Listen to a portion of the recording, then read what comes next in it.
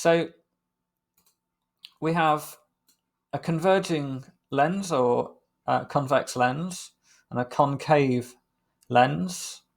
The reason why it says prisms here is because they're basically demonstrating that if you stacked prisms in the right way that are a particular shape, then they essentially make a lens.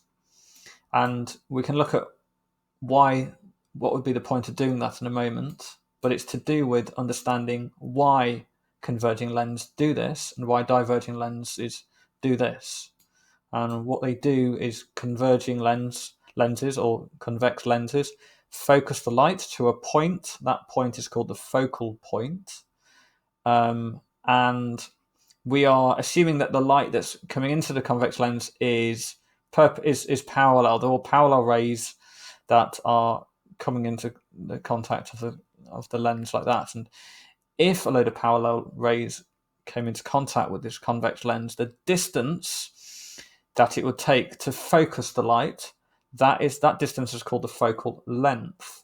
So the point at which the light is focused is called the focal point, and the distance that the light will travel before it reaches that focal point is called the focal length.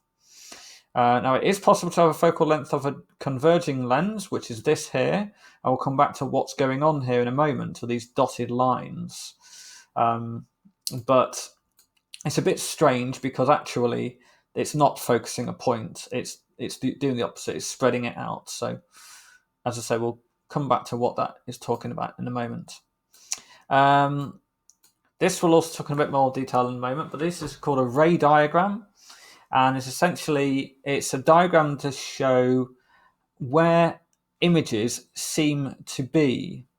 So if you're looking, if you have an object, like maybe a candle, a tree, a hand, whatever it might be, and you're looking at that object through a lens, then the lens is going to stretch out, is going to do something to the light because it's been refracted through the glass or the plastic or whatever. And so it will seem to be in a different place. The same as we get an image also when we look at a mirror. When we look at a mirror, it seems as if there's somebody that looks like just like us behind the mirror. It clearly isn't. It's an image. So, and this is a lens diagram to show where that image would be. And there's a particular method of how to draw these lens diagrams to get accurate results. So you can work out where the image would be, how tall it would be it be upside down, and so on. And again, these dotted lines are coming up again, which we'll come back to later on. This is another ray diagram, another lens diagram. Difference one here is the image. There's no dotted lines here.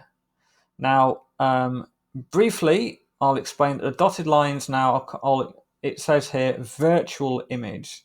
So if you see dotted lines, it means, and you should use dotted lines and dotted arrow maybe, and that means that it's a virtual image, and these are not genuine, real rays of light. So a virtual image is if there is no actual rays of light, it just seems as if there's rays of light here. In both, and this one over here, this would be a real image. Now, both images are not really the actual object, of course. They're both virtual in that sense. But a virtual image is not made out of actual light. It's just where it seems to be from looking at it.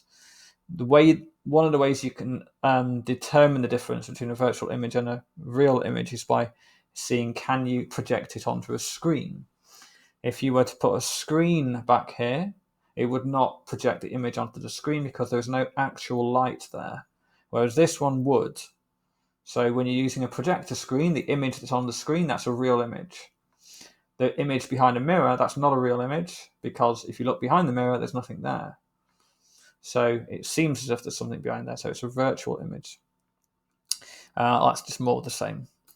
Okay, so I'll stop that video there, and in the next one what I'll do is I will talk a little bit about what's going on here and how refraction leads to this kind of effect.